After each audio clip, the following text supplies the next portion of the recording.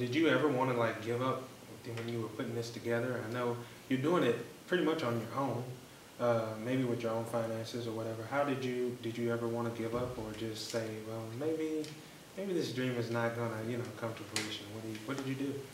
Well, we really just come up with that problem with Ruby Roulette because things kept changing so much. The script is a complete 180 from what it was before. Even though we took out the main character, it was still a lot different. Like, we've revised it probably 3 or 4 times just because of people either not working out or, just trying to get it done quickly. And so we've actually probably cut out, I'd say, at least 10 scenes just to try and get what we can get the story across, But what we did was we became too ambitious, and, Shades of Amber is a bunch of trailers. It's 4 trailers.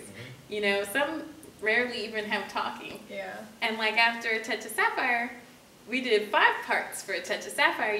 There's like talking, like I bought a camera, bought mic, and so A Touch of Sapphire has a lot of dialogue.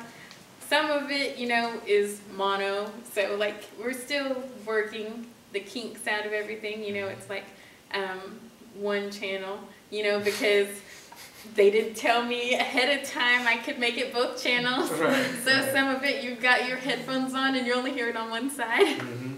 Okay. But I mean, there's no one is going to tell me, like, people didn't want to support me sometimes, they were like, oh, you can't, I don't know that you can do that, Right. that fast. Yeah. But, Chris Willis has been a great fountain of support.